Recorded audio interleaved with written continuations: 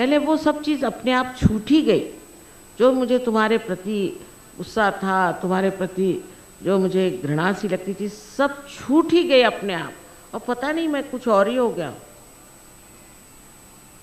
इस प्रकार की मनुष्य के परिवर्तन में बड़ी सुंदर सुंदर ऐसी छटाएं होती, पर तो भी वो बुद्धि में बैठती हैं।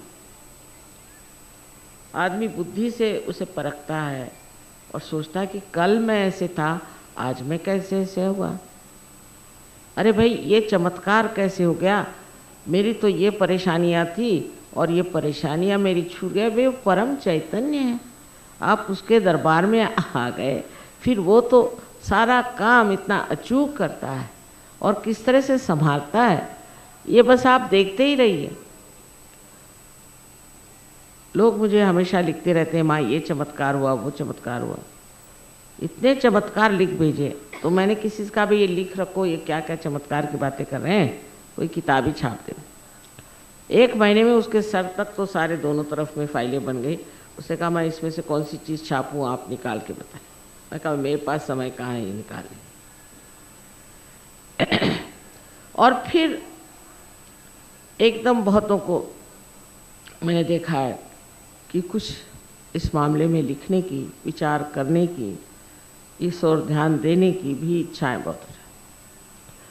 ऐसे भी अब सहयोग में मेरी तो एक छोटी सी किताब मैंने लिखी है, पर बहुतों ने सहयोग पर किताब लिखी। जिसको जो बन पड़ा उसने लिख दिया। जो कभी कुछ लिखते भी नहीं थे वो भी लोग काफ़ी लिख रहे हैं और किताबें उन्होंने लिखी, बहुत अच्छी लिखी। मैंने उनको कभी देखा भी नहीं, पर जब देखा तो इतनी अच्छी किताबें उन्होंने लिखी हुई इस मामले में। ये सब विचार की जो नई धाराएं ऐसे मनुष्य के सामने आप रख रहे हैं, जिससे कि मानव सोचने लग जाता है कि ये आदमी बात क्या कर रहा है। आज तक किसी ने आपके अंदर के प्रश्नों का उत्तर नहीं दिया था। किसी ने ये नहीं बताया था कि अंदर आपके कौन से चक्र हैं और उन चक्रों पे कौन से देवता बैठे हैं और वो कौन से कार्य करते हैं, और आपके जागृति के बाद आप क्या क्या शक्तियों को प्राप्त कर सकते हैं। आज तक किसी ने नहीं बताया। ये अंदरूनी शक्तियों को ये आदमी कैसे बता रहा, वो खुद महसूस करता है, उसने खुद इसे पाया और वो लिखता है। अब उस पर लोग विश्वास करें चाहे न करें, उससे उसको परवाह है। और सबसे तो कि उसका भय ही दूर हो जाता है। किसी भी चीज़ से भय करना उसके लिए बड़ा मुश्किल है। वो किसी से डरता नहीं, किसी से डरता नहीं। जो कुछ भी करना है वो सामने जा करके साफ कह करके करना, वो डरता नहीं किसी से भी। उसको ये नहीं लगता है कि मैं ये कहूँगा तो वो क्या करेगा, वो कहूँगा तो क्या करेगा। और इसी तरह से वो एक शेर के जैसा, एक जैसे जंगल में राजा होता है, वैसे ही इस कलयुग में एक बड़े भारी वीर के भ्रांति रहता है। फिर वो चाहे औरतें हो चाहे आदमी हो।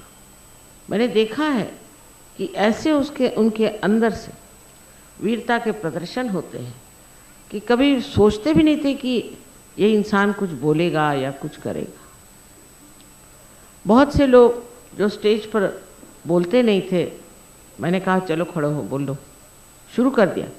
और कहते माँ पता नहीं हम कैसे बोले जा रहे थे, पता ही नहीं, हम बोलते गए, हमें पता ही नहीं हम क्या बोल रहे थे। अरे भाई तुम बहुत अच्छा बोले, हमें तो पता नहीं माँ, हम तो बोलते जा रहे थे। इस प्रकार अनेक सारी चीज़ें अकस्मात घटित होती हैं, क्योंकि हमारे अंदर आत्मा का प्रकाश आ जाता है।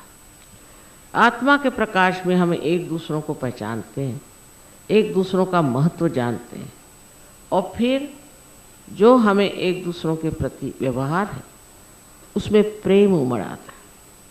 तो प्रेम ही सत्य है और सत्य ही प्रेम। जब आप सत्य जानते हैं तब आप ये भी जानते हैं कि आप सारे सृष्टि से प्रेम करते हैं और सारे दुनिया से प्रेम करते हैं। प्रेम ही प्रेम आपको मिलता है और प्रेम ही प्रेम आपको। और अगर कोई आदमी आपको सताए या परेशान भी करे तो वो आपकी चिंता करने की बात नहीं, वो आप परम चैतन्य पे छोड़ देते हैं कि इनको संभालो। इस प्रकार सब चीज़ों का हल अपने आप निकलता है और आप सुख और दुख के चक्कर से छूट जाते हैं। जिस चीज़ को देख करके आपको दुख होता था, उसको देखकर अब हंसी आएगी कि क्या बेवकूफ़ी है, देखिए इनकी बेवकूफ़। यहाँ तक मैंने देखा है कि अगर कोई ईसाई होगा और वो सहज में आ जाता है तो ईसाइयों की बेवकूफ़ियाँ देखता है, और कोई हिंदू होगा और वो अगर सहज में आ जाएगा तो हिंदुओं की बेवकूफ़ियाँ देखेगा। उसी प्रकार मुसलमान, उसी प्रकार सब। और जब वो अपने जात भाइयों की बुराइयां देखने लग जाते हैं तो उधर उद्यत हो जाते हैं, उधर वो कोशिश करते हैं कि ये बुराइयां हट जाए। तो एक सामाजिक आनंद भी अंदर आने लग जाता है, कौटुंबिक आनंद भी आता है जब आपकी पत्नी भी सहयोगी हो, बच्चे भी सहयोगी हो और आप भी सहयोगी हो, तो सब साथ बैठ कर के और कोई बात ही नहीं करते, सहयोग की बात करते हैं। अरे मैंने कहा इतनी सहयोग की क्या बात करते हो? कहले माँ कुछ ख़त्म ही नहीं होती, सहज ही योग की बात पता नहीं क्या हम लोग करते रहते हैं, कुछ ख़त्म ही नहीं होती और कोई बात ही नहीं करते। इस प्रकार एक नया मानव आज तैयार हो रहा है, इसे जान लेना चाहिए। इसमें मेरा कुछ लेना देना नहीं बनता। मैं कहूँगी कि सबने अपने अपनी समय में समय के अनुसार काम किया था। जो कुछ भी संतों को करना था उन्होंने कहा किया है, और जिन जिन अवतरणों को काम करना था उन्होंने किया। सारे जितने बड़े बड़े प्रॉफिट्स हो गए और उन सब ने अपने अपने समय के अनुसार काम किया। उस वक्त वही काम करना था। आज दूसरा काम है जो मुझे दिया गया, वो ये कि सबकी कुंडलिनी जागृत हो। मैं नहीं करती, ये भी सोचना कि मैं करती हूँ, ये भी गलत बात। आपकी हो जाती है मेरे सामने आने। मुझे तो कभी ऐसे नहीं लगता कि मैं कुंडलिनी को जागृत करती हूँ, कुछ हो जाता है, क्योंकि कोई ऐसी बात ज़रूर है कि जिसके वजह से मेरे सामने आपकी कुंडलिनी जागृत हो जाती, फ़ोटो के सामने भी हो जाती। और ये कैसे क्या होता है, सब कुछ क्या है, इसके बारे में आप सोचते भी नहीं, बस उसी में फिर आप मगन हो जाते हैं। और आप में जो दूसरा आनंद, जो बहुत बड़ा आनंद है, जिसे कि हम कहना चाहिए कि निरानंद आपके अंदर आ जाता है जब आप इसके बारे में सोचते ही। आनंद में सोच ही नहीं, सोच विचार, तब आपकी पूर्णता हो गई। जब आप आनंद में ही बैठे हुए हैं तब आपकी पूरी तरह से पूर्णता हो जाती है। और यही पूर्णता प्राप्त करना माने ही एक निर्वाण की शुरुआत है। अब निर्वाण की भी कल्पनाएं अनेक अनेक लोगों ने बना दी अपने अपने तरह से। निर्वाण का मतलब ये है कि आप अपने स्वयं में पूरी तरह से खो जाएं, वही निर्वाण है। इसकी कोई व्याख्या नहीं कर सकता, क्योंकि ये एक स्थिति है जिसमें आप ऐसी महान दशा में पहुंच जाते हैं कि जहाँ पर आपके लिए सब आप ही हैं। सारी सृष्टि आप है, सारी दुनिया आप है, और आप सब में ही समाये हो। ऐसी एक स्थिति है, उसको प्राप्त करने के लिए सर के बल खड़ा होना नहीं है, कुछ और जप तप करने की ज़रूरत नहीं, कुछ नहीं। ये अपने आप एक बार जागरण हो जाए तो जैसे पेड़ अपने आप बढ़ता है, उस तरह से ये स्थिति आ जाती है। आज मुझे ये कहना है कि सिर्फ याद रखना चाहिए, ये स्थिति आते वक्त रास्ते में बहुत सी अड़चनें आ सकती।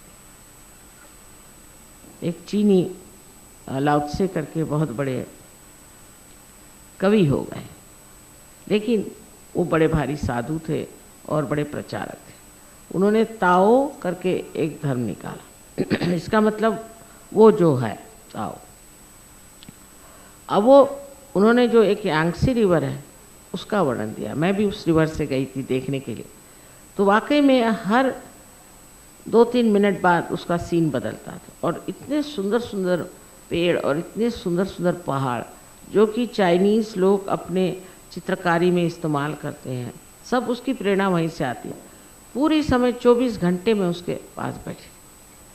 उनका कहना ये है कि इस नदी से जब प्रवास कर रहे हैं तो उसमें बहुत से भंवरे भी हैं और उसमें बहुत गोल गोल ऐसी जगह बनी हुई है जहाँ से आपको घूम के जाना पड़ेगा, क्योंकि वहाँ पथरीली ज़मीन है, ये सब संभल के करना पड़ेगा। और फिर उसके बाद में इधर और उधर इतने बढ़िया सीन्स हैं, इतने बढ़िया पेड़ लगे हुए हैं, उनको देख करके आपका मन उधर ललचाएगा, मन करेगा कि उतर जाएं, या सोचेंगे कि इसे प्राप्त कर लें। तो उधर नहीं देखना है, आप सीधे जाते हैं।